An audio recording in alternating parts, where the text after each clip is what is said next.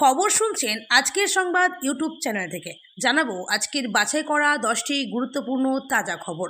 খবরের শুরুতেই দেখে নেব আজকের সংবাদ শিরোনাম।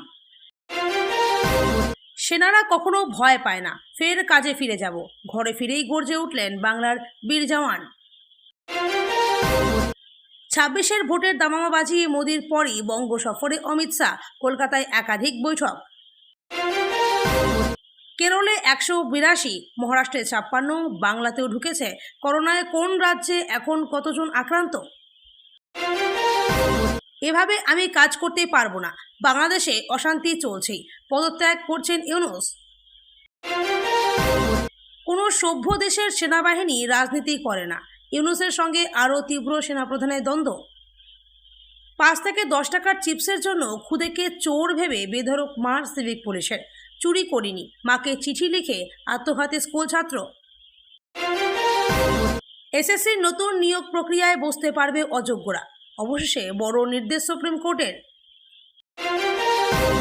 বাংলায় কি রাজ্যপাল বদল? বোসের পরিবর্তে কে? গুঞ্জন নানা মহলে।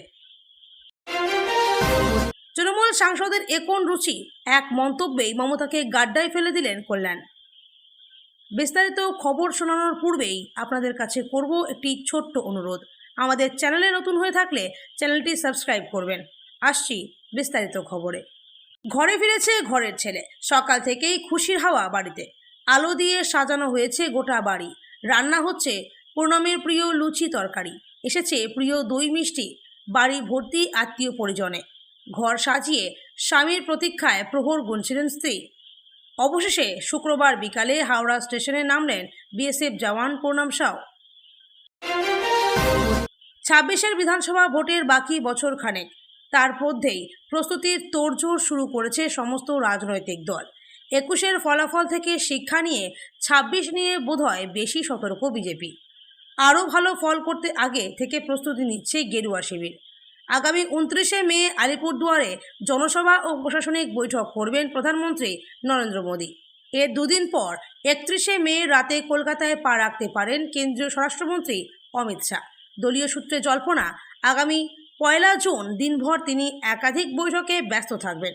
এরপর 1 জুন রাত বা 2রা জুন সকালে ফের দিল্লির উদ্দেশ্যে উড়ে যাবেন কেন্দ্রীয় স্বরাষ্ট্রমন্ত্রী। দেশে ফের করোনা ভাইরাসের দাপট দেখা যাচ্ছে।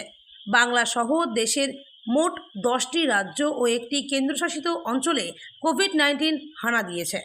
ভারতের সক্রিয় কোভিড আক্রান্তের সংখ্যা শুধু কেরলেই এখন সক্রিয় করোনা রোগীর সংখ্যা 182 জন। দক্ষিণ ভারতের আরও 2 রাজ্য, তামিলনাড়ুতে 66 জন ও কর্ণাটকে 16 জন করোনা আক্রান্তের সংখ্যা। দক্ষিণ ভারতের কেন্দ্রশাসিত অঞ্চল পুদুচেরিতে 12 জনের কোভিড রিপোর্ট পজিটিভ এসেছে। মহারাষ্ট্রে 56 জনের কোভিডে আক্রান্ত হওয়ার খবর মিলেছে। পূর্ব ভারতের 2 রাজ্য পশ্চিমবঙ্গে ও উড়িষ্যায় 1 জন করে আক্রান্ত হয়েছেন। প্রধানমন্ত্রী নরেন্দ্র মোদীর রাজ্য গুজরাটে 15 জনের কোভিড রিপোর্ট পজিটিভ এসেছে। দেশের রাজধানী দিল্লিতে 5 জন ও রাজস্থানে 5 জন করোনায় আক্রান্ত হয়েছেন। উত্তর পূর্ব ভারতের সিকিম থেকেও করোনা আক্রান্ত হওয়ার খবর আসছে। বদলের বাংলাদেশের বর্তমান রাজনৈতিক পরিস্থিতির কারণে অন্তর্বর্তী সরকারের প্রধান উপদেষ্টা অধ্যাপক ডক্টর মোহাম্মদ ইউনূস পদত্যাগের কথা ভাবছেন বলে জানিয়েছেন জাতীয় নাগরিক পার্টির আহ্বায়ক নাহিদ ইসলাম। ঢাকায় রাষ্ট্রীয় অতিথি ভবন যমুনায় বৃহস্পতিবার রাতে প্রধান উপদেষ্টার বাসভবনের সাক্ষাতের পর নাহিদ ইসলাম বিদেশি গণমাধ্যম কর্মীদের কাছে একথা জানান। সেনাবাহিনীও রাজনীতিতে নাক গলাতে পারবে না। আজকের দুনিয়ায় কোনো সভ্য দেশের সেনাবাহিনী রাজনীতি করে না, লম্বা সোশ্যাল মিডিয়া পোস্টে লিখেছেন ইউনূসের বিশেষ সহকারী ফয়েজ তাইয়েব আহমেদ। তার এই মন্তব্যে এক প্রকার স্পষ্ট, দিনে দিনে তীব্র হচ্ছে বাংলাদেশের অন্তর্বর্তী সরকারের প্রধান উপদেষ্টার সঙ্গে সে দেশের সেনাপ্রধানের দ্বন্দ্বের। কত দাম হবে একটা চিপসের প্যাকেটের? 5 থেকে 10 টাকা, খুব বেশি হলে 20 টাকা।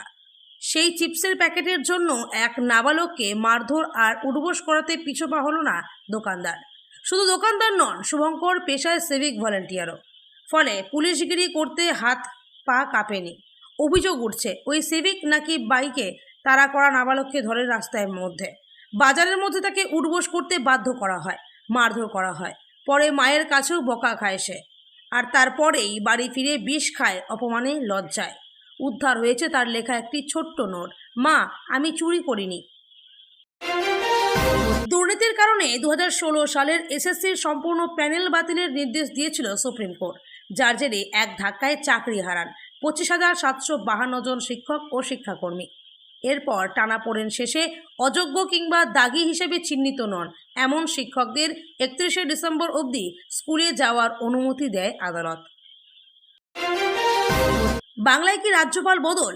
বোসের পরিবর্তে কে? গুঞ্জন নানা মহলে। সূত্রের খবর, কেন্দ্রের শীর্ষ মহল ইতিমধ্যে বাংলার রাজ্যপাল বদল চূড়ান্ত করে ফেলেছে। শীঘ্রই তা আনুষ্ঠানিকভাবে ঘোষণা করা হতে পারে। বছর ঘুরলেই রাজ্যের বিধানসভা নির্বাচন, তার আগে বাংলার রাজ্যপাল পদে বদল ঘটতে চলেছে বলে খবর। সূত্রের খবর, কেন্দ্রের শীর্ষ মহল ইতিমধ্যে বাংলার রাজ্যপাল বদল চূড়ান্ত করে ফেলেছে। শীঘ্রই তা আনুষ্ঠানিকভাবে ঘোষণা করা হতে পারে। জানা যাচ্ছে, সিভি আনন্দ বোসের জায়গায় এবার বাংলার রাজ্যপাল পদে আসতে পারেন সুপ্রিম কোর্টের সদ্য প্রাক্তন বিচারপতি বেলা মাধুর্য ত্রিবেদী, যা থেকে পর্যবেক্ষকদের একাংশের মতে বাংলায় এবার রাজ্যপাল পদে আইনজ্ঞকে বসিয়েই 26-এর বিধানসভা ভোটে যেতে চাইছে পদ্ম শিবির। কে এই বেলা মাধুর্য ত্রিবেদী? সূত্রের খবর, প্রশাসনের অন্দরে প্রধানমন্ত্রী মোদীর ঘনিষ্ঠ হিসেবে পরিচিত বেলা দেবী। মোদী গুজরাটের মুখ্যমন্ত্রী থাকাকালীন তিনি গুজরাটের আইন দপ্তরের সচিব ছিলেন। পরে গুজরাট হাইকোর্টের বিচারপতি হন, এরপর সুপ্রিম কোর্টের। বিলকিস বানো সহ একাধিক মামলায় তাকে নিয়ে বিতর্ক তৈরি হয়েছিল। জানা যাচ্ছে, জুনে অবসরের কথা থাকলেও সময়ের আগেই অবসর গ্রহণ করেছেন। শিক্ষক শিক্ষিকারা সমাজের অহংকার। তারা রাজ্যের দুর্নীতির কারণে চাকরি হারিয়েছেন, আর এখন আন্দোলন করতে গেলেই তাদের বিভিন্নভাবে কালিমালিপ্ত করার চেষ্টা করছেন তৃণমূলের নেতারা। এবার বিকাশ ভবনের সামনে আন্দোলনে বসে থাকা যোগ্য চাকরিহারা ব্যক্তিদের এমন এক শব্দে আক্রমণ করলেন তৃণমূল সাংসদ কল্যাণ বন্দ্যোপাধ্যায়, যার ফলে চাকরিহারাদের ক্ষোভ যেমন বৃদ্ধি পেল, ঠিক তেমনই তার এই মন্তব্যে চরম অস্বস্তিতে পড়ে গেলেন তৃণমূল সুপ্রিমো তথা রাজ্যের মুখ্যমন্ত্রী মমতা বন্দ্যোপাধ্যায়ও।